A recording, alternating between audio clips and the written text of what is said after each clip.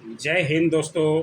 BPSC 17वीं और BSSC inter level की तैयारी करने वालों के लिए बहुत ही ज़्यादा इम्पोर्टेंट वीडियो है और ये सभी तरह के एग्ज़ामों के लिए ही वीडियो है, तो सभी लोग देख सकते हैं।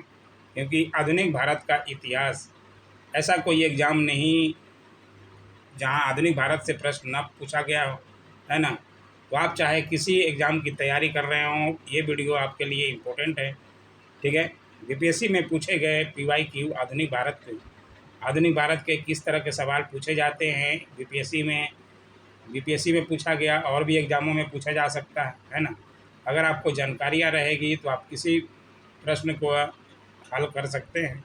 इसलिए सभी लोग देखें, हम तो यही चाहेंगे, यहाँ इसको मिस ना करें दोस्तों। ठीक है। 50-50 सवालों का सेट लिया गया है, क्योंकि 500 से ऊपर प्रश्न जो है आधुनिक भारत के हैं, जो कि पूछे गए हैं हर तरह के एग्ज़ामों में, खासकर बीपीएससी में।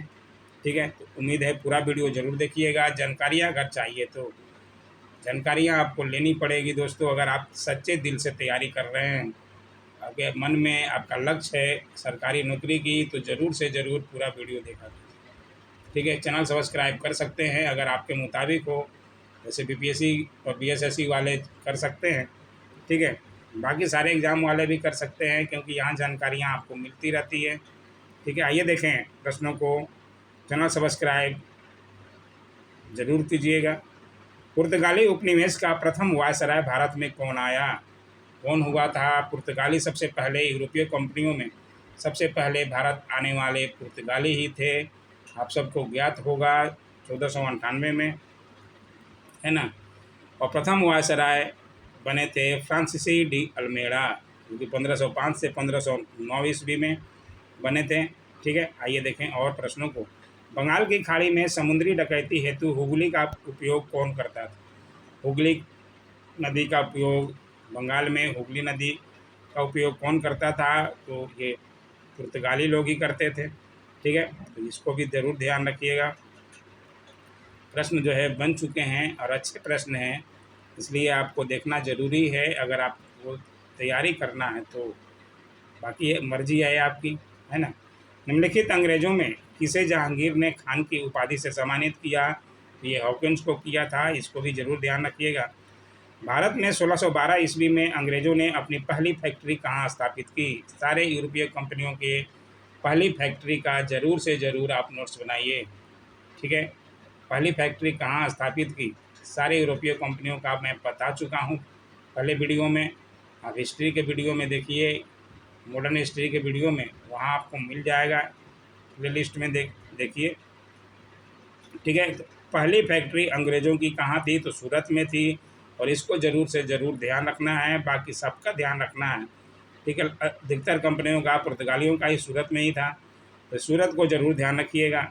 ये 1611 ईस्वी में, ये देखिए 1608 ईस्वी में मुग़ल दरबार में आए थे। पूरा डिटेल भी है, तो ज़रूर से ज़रूर पढ़ लें। अगर जानकारियाँ चाहिए तो आपको पढ़ना ही पड़ेगा। किस मुग़ल शासक के समय में सर थॉमस रो भारत आया था? तो ये जहांगीर के समय में भारत आया था सर थॉमस रो। ठीक है। आइए और प्रश्नों को देखें। डच ईस्ट इंडिया कंपनी ने किस वर्ष अपनी फैक्ट्री पटना में स्थापित की? एक प्रश्न रहता ही यही, बीपीएससी का खास प्रश्न है ये। ठीक है। तो 1632, 16 दूनी 32, आप ध्यान रखिएगा, बहुत इम्पोर्टेंट है। 16 दूनी 32, तो ये आप ईयर ज़रूर ध्यान रखें, 1632। ठीक है। इस ईयर को आप कहीं भी का दिमाग में छाप लीजिए। 16 दूनी 32 डच कंपनी के बारे में पूछा ही जाता है, बहुत एग्ज़ामों में, बहुत बार बीपीएससी में पूछा गया, और 69 में भी पूछा गया है। ठीक है। 65 में भी पूछा गया। इस तरह के बार बार पूछा जाता है, तो आपको कंठस्थ करना है। ठीक है ना। डच कंपनी 1632 में आई थी। आइए और प्रश्नों को देखें। एक बार प्रश्न को रिपीट कीजिए, देखिएगा प्रीवियस ईयर क्वेश्चन, आपका कॉन्फिडेंस बढ़ जाएगा दोस्तों। निम्नलिखित में से प्रथम कर्नाटक युद्ध का कौन सा तत्कालीन कारण था? तो प्रथम कर्नाटक युद्ध का तत्कालीन कारण कौन था? तो ये था अंग्रेज़ों द्वारा फ्रांसीसी जहाज़ों का अधिग्रहण। ठीक है। तो ये ज़रूर ध्यान रखिएगा। बाकी डिटेल के बारे में आपको पूरा डिटेल है यहाँ पे, एक बार स्क्रीनशॉट लेके यार यहाँ पढ़ सकते हैं। 1760 का प्रसिद्ध वांडीवास का युद्ध अंग्रेजों द्वारा किसके खिलाफ लड़ा गया था? वांडीवास का युद्ध किसके खिलाफ लड़ा गया था? ये फ्रांसीसी के खिलाफ। उसके बाद जो है फ्रांसीसी यहाँ से चले गए, यही उनका लास्ट युद्ध था। ठीक है, आइए और प्रश्नों को देखें। बाकी यहाँ डिटेल बहुत सारे युद्धों के बारे में है, तो ज़रूर देख लें। प्लासी युद्ध भी है यहाँ पे 1757 में। ये देखिए वांडीवास का युद्ध भी है, बक्सर का युद्ध भी है, यहाँ डिटेल में अच्छी तरह से दिया हुआ।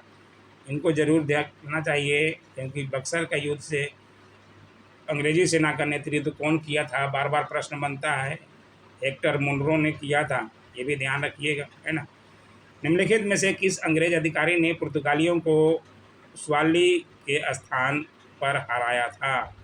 ये किसने हराया था? यह थॉमस बेस्ट ने हराया था, ये भी है इम्पोर्टेंट। उस क्षेत्र की पहचान करें जहाँ से यूरोप वासियों को सर्वोत्तम सोरा और अफीम प्राप्त हुआ। सर्वोत्तम सोरा ये बिहार से ही प्राप्त होता था, तो ये बिहार तो ये आपके लिए इम्पोर्टेंट है ही, ठीक है ना। अंग्रेजी शासनकाल में भारत का कौन सा क्षेत्र अफीम उत्पादन हेतु प्रसिद्ध था? अफीम और सोरा ये जो है बिहार में ही मिलते थे। इलाहाबाद की संधि के बाद सॉरी इलाहाबाद की संधि के बाद रॉबर्ट क्लाइव ने मुर्शिदाबाद का उप दीवान किसे बनाया था? मुर्शिदाबाद का उप दीवान किसे बनाया था? तो ये पूरा डिटेल देख लीजिए, किसे बनाया था।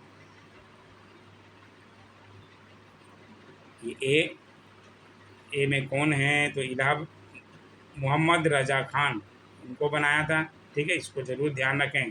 सम्राट शाह आलम द्वितीय ने ईस्ट इंडिया कंपनी को बंगाल, बिहार और उड़ीसा की दीवानी प्रदान की। कब प्रदान की थी? तो ये 12 अगस्त 1765 को। ठीक है। मुगल बादशाह बहादुर शाह जफर के बारे में कहा जाता था कि उसके साम्राज्य की सीमा थी, कहाँ तक उसके साम्राज्य की सीमा थी? बहादुर शाह जफर के जो है साम्राज्य की सीमा कहाँ से थी? तो ये देखिए प्रश्न को 64वीं बीपीएससी में पूछा गया है, लेकिन इसका कोई विस्तृत जानकारी नहीं था, तो बीपीएससी ने इसको रद्द कर दिया है, तो इसका आंसर नहीं है। ठीक है, तो ये भी ध्यान रखिएगा। बाकी आपको डिटेल एक बार पढ़ लेना चाहिए। रंजीत सिंह ने सुप्रसिद्ध कोहिनूर हीरा प्राप्त किया था, किससे प्राप्त किया था? तो ये भी इम्पोर्टेंट है, शाह शुजा से। ठीक है ना, ये भी ध्यान रखना है। टीपू सुल्तान ने अपनी राजधानी कहाँ बनाई थी? तो ये भी बहुत ज़्यादा इम्पोर्टेंट है, और यहाँ से तो प्रश्न बनता ही है। मैसूर, ये श्रीरंगपट्टनम में अंग्रेज़ों ने श्रीरंगपट्टनम की संधि किसके साथ की थी? तो ये टीपू सुल्तान थे, क्योंकि श्रीरंगपट्टनम राजधानी थी टीपू सुल्तान की। मैसूर, चारों मैसूर युद्ध के बारे में आपको डिटेल बताया गया है हमारे चैनलों पर भी, क्योंकि बहुत ही इम्पोर्टेंट है। यहाँ से प्रश्न जो है एक रहता ही है, ध्यान रखें। ठगों का उन्मूलन किसके नेतृत्व में हुआ था? तो ये किसके नेतृत्व में? कैप्टन स्लीमन के नेतृत्व में हुआ था। बंगाल में द्विज शासन प्रणाली किसके द्वारा लागू की गई थी? तो ये रॉबर्ट क्लाइव के द्वारा लागू की गई थी। ये देखिए 66वीं बीपीएससी में पूछा गया है। द्वैत शासन का जनक किसे कहा जाता है? ये भी लॉर्ड क्लाइव, ये सर लियोनिल कर्टिस को कहा जाता है। ठीक है, द्वैत शासन का जनक सर लियोनिल कर्टिस, ये भी इम्पोर्टेंट, बहुत ध्यान रखना है। इस तरह के प्रश्न कुछ ज़्यादा ही पूछे जाते हैं हर तरह के एग्जामों में।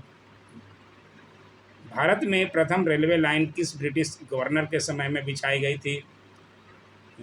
1853 में बिछाई गई। उसमें गवर्नर जनरल कौन था? ठीक है, तो डलहौजी थे। डलहौजी की नीति जो है 1857 की क्रांति भी हुई उन्हीं के नीति के कारण। मुंगेर का बरहिया ताल विरोध का उद्देश्य क्या था? मुंगेर का बरहिया ताल विरोध का उद्देश्य क्या था? तो ये था बकास्त भूमि की वापसी की मांग। ये भी इम्पोर्टेंट है। 1857 में भारत का गवर्नर जनरल कौन था? 1857 में डलहौजी हट गए थे, और कौन आ गए थे? तो कैनिन आ गए थे, है ना। ये तो सबको उम्मीद पता होना चाहिए। अंग्रेजी भारतीय सेना में चर्बी वाले कारतूसों से चलने वाले एनफील्ड राइफल कब शामिल की गई? क्योंकि उसको मुंह में लेना था, उसी को दबाने के बाद जो है ये क्रांति फैली। तो ये दिसंबर 1856 में शामिल किया गया। और 1857 की क्रांति का मेन कारण यही था कि मुंह में से लेना था चर्बी वाले कारतूसों को, इसलिए ज़्यादा ही विरोध हुआ। बाकी डिटेल यहाँ पे दिया गया है। 1857 के विद्रोह का नेतृत्व बिहार में किसने किया, ये भी एक सवाल इम्पोर्टेंट है बीपीएससी का खासकर। तो ये किसने किया था सब लोग जानते होंगे, है ना, बताने की ज़रूरत नहीं है। कुंवर सिंह, बाबू वीर कुंवर सिंह, जगदीशपुर हमारे आरा जिला के। बिहार में 1857 के विद्रोह का नेतृत्व किसने किया, देखिए प्रश्न फिर से बन गया, कुंवर सिंह, ठीक है ना। 63वीं में जगदीशपुर के किस व्यक्ति ने 1857 के विप्लव में क्रांतिकारियों का नेतृत्व किया, कुंवर सिंह। हर एग्जाम में ही पूछा गया यहाँ से प्रश्न, बीपीएससी का खास टॉपिक है। कुंवर सिंह राजा थे, कहाँ के राजा थे भाई, जगदीशपुर के राजा थे, ठीक है ना। ईस्वी सन 1857 के विद्रोह के एक नेता कुंवर सिंह किस स्थान से संबंधित है, ग्वालियर, झांसी, जगदीशपुर या मेरठ। तो जगदीशपुर सब लोग जानते हैं। कुंवर सिंह अंग्रेजों के खिलाफ 1857 के विद्रोह में किस जगह शामिल हुए, ये किस जगह शामिल हुए थे, ये आरा से शामिल हुए थे, ठीक है ना, क्योंकि आरा जगदीशपुर के ये थे। इनमें से किसने 1857 के विद्रोह में सक्रिय भाग लिया था, 1857 के विद्रोह में सक्रिय भाग किसने लिया था, तो नाना साहब, बेगम हजरत महल, मौलवी अब्दुल्ला, ये इसमें से बहुत लोग, सभी लोग लिए थे। तो ये आंसर इसमें से जाएगा। किसने नहीं लिया था अगर पूछता तो फिर बात अलग होती, ठीक है ना, लेकिन किसने लिया था तो इसमें से सभी लोगों ने लिया था भाग। पटना के 1857 के स्वतंत्रता संग्राम के नेता कौन थे, तो ये भी सब लोग को पता होगा। पटना के या बिहार के तो कुंवर सिंह का ही नाम आता है। वैसे पीर अली पटना के थे, ठीक है। एक पुस्तक विक्रेता पीर अली का नाम आता है, यहाँ पे दिया नहीं है। 1857 के विद्रोह का बिहार में 15 जुलाई 1857 से 20 जनवरी 1858 तक केंद्र था। कहाँ पर केंद्र था भाई, जगदीशपुर में, आरा जगदीशपुर। बाबू वीर कुंवर सिंह के नेतृत्व में ये लड़ा गया था।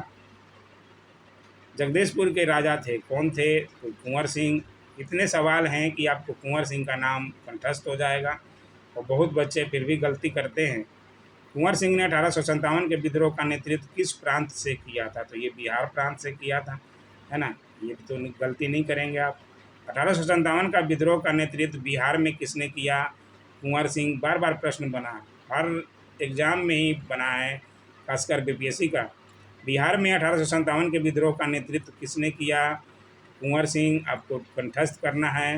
निम्नलिखित में से 1857 के विद्रोह में अंग्रेजों का सबसे कट्टर दुश्मन था, सबसे कट्टर दुश्मन कौन था, तो मौलवी अहमदुल्ला शाह, ये जो है अंग्रेज़ों का सबसे कट्टर दुश्मन था, ठीक है।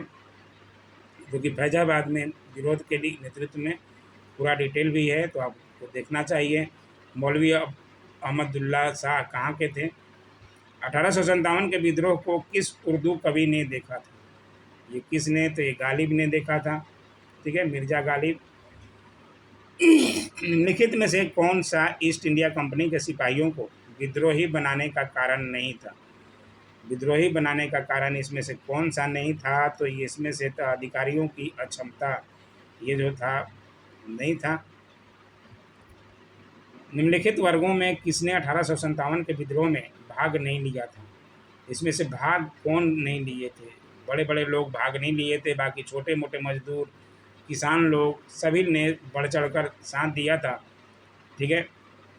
और बड़े बड़े जो साहूकार थे, ज़मींदार लोग थे, इन्होंने भाग नहीं लिया था। तो इसमें से आंसर 2 और 4 किसमें हैं, तो डी में हैं, तो डी हो जाएगा, ठीक है।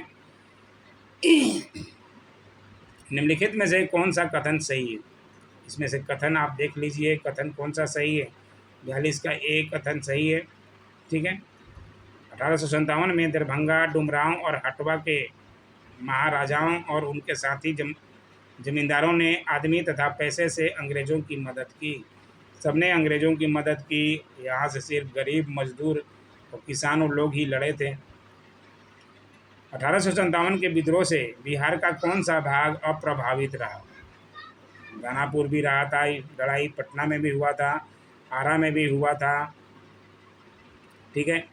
तो इसमें से कौन सा प्रभावित नहीं हुआ? तो ये मुंगेर प्रभावित नहीं हुआ था और प्रभावित था, तो ये ध्यान रखिएगा मुंगेर। 1857 का विद्रोह लखनऊ में किसके नेतृत्व में आगे बढ़ा? लखनऊ में किसके नेतृत्व में? तो ये बेगम ऑफ अवध के नेतृत्व में बढ़ा था, ये भी ध्यान रखना है। और विद्रोह का नेतृत्व कौन? बेगम हजरत महल ने किया, ये भी ध्यान रखना। 1857 का विद्रोह मुख्यतः किस कारण से असफल रहा? असफल रहा क्योंकि बड़े बड़े लोग जो है अंग्रेज़ों का साथ दिए, सबसे बड़ी तो यही है। बाकी आपको यहाँ से पढ़ना चाहिए डिटेल में। हिंदू मुस्लिम एकता की कमी, किसी समान योजना और केंद्रीय संगठन की कमी, इसके प्रभाव क्या? सीमित क्षेत्र और जमींदारों की सहभागिता, ठीक है ना। तो इसमें बी आंसर क्या है? बी में किसी समान योजना और केंद्रीय संगठन की कमी, कोई योजना नहीं बनाए थे और संगठन नहीं था, एकजुट नहीं थे ज़्यादा लोग, ठीक है। तो यही था असफल होने का कारण। कथन एक, विचार कीजिए, कथन 1 और 2 इस तरह के ही प्रश्न आजकल ज़्यादा पूछे जाएँ। इसका आंसर ए है, आपको बता दिया, आपको डिटेल यहाँ देख लेना चाहिए। महारानी विक्टोरिया ने भारतीय प्रशासन को ब्रिटिश ताज के नियंत्रण में लेने की घोषणा कब की थी? महारानी विक्टोरिया 1857 की क्रांति के बाद लेने की घोषणा की, तो कब की थी? ये डेट जरूर ध्यान रखना है। ये 1 नवंबर 1858, ठीक है। तो ध्यान रखना है। ये हो गए आज के प्रश्न, 47 प्रश्न थे। कल के वीडियो भी आएगा, जिसको देखना है पूरा वीडियो देखा कीजिए, नहीं देखना है तो आपकी मर्ज़ी है। बाकी ऐसे वीडियो के लिए लाइक शेयर कमेंट और सब्सक्राइब ज़रूर से ज़रूर करें। Thanks for watching.